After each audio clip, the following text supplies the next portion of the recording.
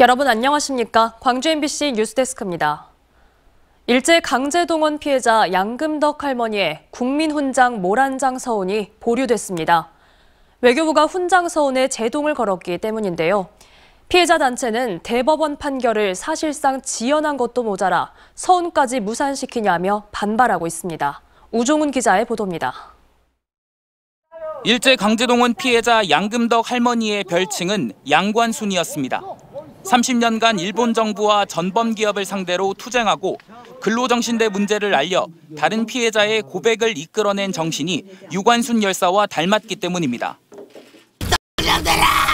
어떻게 사지하고 내 얼굴 내라 보상해라 이놈아. 돈 받아 내 적기를 돌려둬라 이놈들아. 국가인권위원회는 그 공로를 인정해 국민훈장 모란장 서훈 대상자로 양금덕 할머니를 추천했습니다. 일제 강제동원과 관련해 유족인 고 이금주 회장이 같은 훈장을 받은 적 있지만 피해 당사자가 모란장을 받는 것은 처음이었습니다. 본인이 평생에 싸워왔던 힘들었던 그리고 고단했던 삶을 우리 국민들이 또 우리 정부가 인정해 주는구나. 내일 시상식이 열릴 예정이었지만 할머니의 서훈은 결국 무산됐습니다. 대통령이 최종 결재하는 국민훈장은 행안부가 국무회의에 안건을 제출하도록 돼 있는데 돌연 외교부가 관계부처 협의가 필요하다며 제동을 걸었기 때문입니다. 외교부는 이를 두고 상훈법에 따른 통상적 절차라고 설명했습니다. 서훈 계획일에서 처음 통보를 받았고 그래서 지난주 후반에 유관부처에 그러한 의견을 제시한 바가 있습니다. 하지만 국민훈장을 추천한 인권위의 입장은 외교부와 달랐습니다. 인권위는 강제동원 피해자 단체와 통화해서 현재까지 국무회의는 형식적 절차였는데 양금덕 할머니의 서훈 무산은 매우 이례적 상황이라고 밝혔습니다.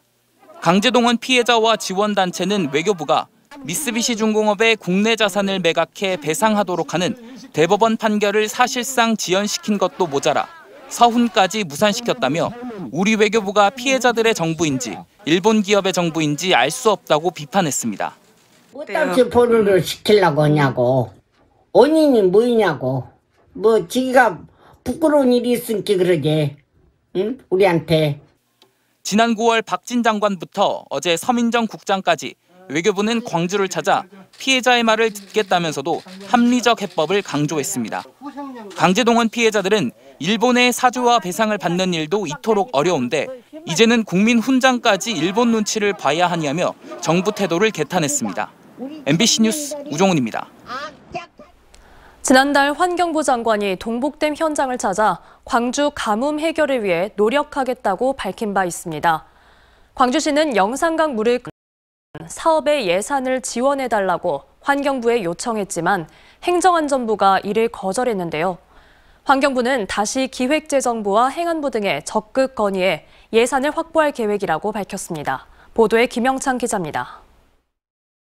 지난달 동복댐 현장을 방문한 한하진 환경부 장관.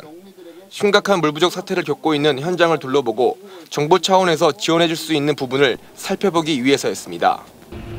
최악의 어떤 단수라든지 이러한 상황이 발생하지 않도록 환경부 차원에서 계속해서 그 부분에 대해서는 고민을 하고 대책을 마련을 하도록 하겠습니다. 광주시는 이 자리에서 영산강 물을 끌어쓰기 위한 사업비 97억 원 중 67억 원을 환경부에 요청했습니다. 정부 예산을 받으면 광주천 수량 유지를 위해 쓰던 영산강 물을 고도 정수처리장인 용현정수장으로 보내 수돗물로 생산하는 사업이 수월하게 진행될 수 있을 것으로 판단했습니다. 그런데 환경부 장관의 약속과 달리 지원이 어렵다는 답변이 돌아왔습니다. 환경부가 특별교부세로 67억 원을 행정안전부에 요청했지만 지원 근거가 마땅치 않다는 이유로 거절당한 겁니다. 물 부족 관련 예산을 보름 전에도 광주 전남 지역에 충분히 지원했다는 이유에서입니다. 예산을 주기를 검토를 바로 답변하는 것은 쉬운 건 아닌 것 같아요.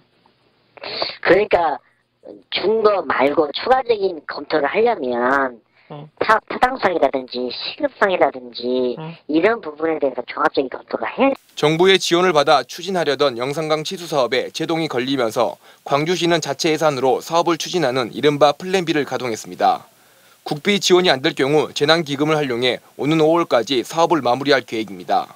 현재 기존 예산으로 설계 용역을 진행 중에 있으며 광주시 예비비 30억 원과 재난관리기금 70억 원 정도를 확보한다는 방침입니다. 우리 상수본부의 기존 예산을 삭감을 해서 30억 원을 확보를 한 상태이고요. 말 그대로 행정안전부에서 재난특별교부세가 지원이 된다 하면 그 예산까지 합쳐가지고 내년도 사업을 할 계획입니다. 광주시는 내년 1월 공사를 시작한다는 계획이지만 예산 확보에 어려움을 겪으면서 물 부족 사태는 현실화될 가능성이 높아졌습니다. MBC 뉴스 김영창입니다. 화물연대 총파업 보름째인 오늘 정부가 철강과 석유화학 운수 노동자를 대상으로 업무 개시 명령을 내렸습니다. 두 업종이 밀집한 광양제철소와 여수산단에서는 물류 흐름이 점차 나아지고 있습니다. 유민호 기자입니다. 포스코 광양제철소 안으로 화물차들이 줄지어 들어갑니다. 둥글게 말린 철강 제품을 싣고 게이트를 빠져나간 뒤 전국으로 흩어집니다. 화물연대 총파업으로 하루 평균 17,000톤씩 출하가 밀렸다가 최근 육로 운송이 다시 시작됐습니다. 철강 제품 반출량은 파업 이전의 절반 수준으로 올라왔습니다. 철강과 함께 업무 개시 명령이 내려진 석유화학 물류 숨통도 조금씩 트이고 있습니다. 각종 유류 제품과 가스 등을 수송하는 탱크로리 차량이 여수산단 출하장을 드나듭니다. 어디로 가시는 길이세요? 대전 갑니다. 수송이 빨리 돼갖고 빨리 풀린 거 좋죠. GS칼텍스는 하루 60대 정도였던 탱크로리 출하를 3배 넘게 끌어올렸고 LG화학도 평소 절반 수준을 회복했습니다. 화물연대 전남본부는 여수와 광양 일부 거점을 중심으로 파업을 이어가고 있습니다. 다만 파업이 2주 넘게 길어지는 데다 정부의 강경한 기조가 꺾이지 않다 보니 동력을 차츰 잃어가는 상황입니다. 부담 가는 사람들은 많겠죠. 집행부에서 하자고 하면 끝까지 할 거고. 어쨌든 이게 뭐 이렇게 넘어가서는 살 수가 없는 상황이니까. 또 안전운임제 3년 연장 등 중재안을 두고 국회 논의가 이뤄질 것으로 보여 전남 농부 지역 물류 회복세는 주말을 지나며 더 뚜렷해질 전망입니다. MBC 뉴스 유민호입니다.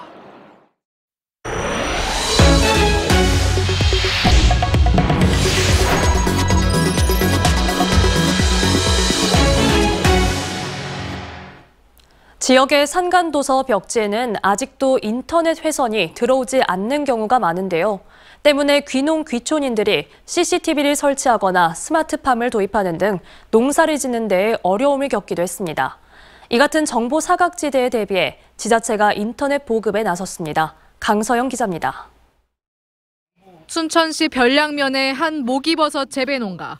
당초 스마트팜을 통해 재배한 버섯을 온라인으로 판매하는 계획을 세우고 귀촌했지만 정작 농가 근처에 인터넷 회선이 설치돼 있지 않아 이 모든 것이 어렵다는 판단을 받았습니다. 다행히 지난 9월부터는 정부와 지자체, 통신사의 지원으로 초고속 인터넷이 설치되면서 원격으로 온습도를 조절하는 스마트팜 기술이 가능해졌습니다. 외부에 나갔을 때도 저희가 이제 농장 상황을 그 인터넷 핸드폰을 통해서 이제 볼 수 있고 그 농장에 이제 인터넷이 없어서 인터넷을 찾아서 다녔어야 되는데 활동하는 데 있어서 좀 더 자유로워졌죠. 인터넷 회선이 들어오지 않는 순천시 월등면의 또 다른 산양삼 농가. 임산물 도둑이 기승을 부리면서 CCTV로 밭을 실시간으로 감시하기 위해 인터넷 설치를 시도했지만 수천만 원의 견적이 나와 포기해야만 했습니다. 지금은 급한 대로 단말기를 통해 무선 인터넷을 당겨 쓰고 있습니다. 가격대가 너무 커서 이제 안 하고 있다가 시청에서 그렇게 무선 인터넷을 일단 먼저 쓰자 이래서. 이처럼 인터넷이 들어오지 않아 지자체의 지원을 요구한 귀촌 농가는 순천시에만 100가구가 있는 것으로 알려졌습니다. 과학기술정보통신부와 기간통신사업자 연계하여 농어촌 초고속 인터넷망을 구축하고 있으며 구축 불가 지역은 LTE 무선 단말기를 임대하여 무상으로. 순천시는 공공 와이파이를 농어촌 마을회관과 경로당까지 확대 구축하고 단독 가구까지 초고속 인터넷을 확대하는 등 정보 사각지대 해소를 위한 대책을 마련하고 있습니다. MBC 뉴스 강서영입니다.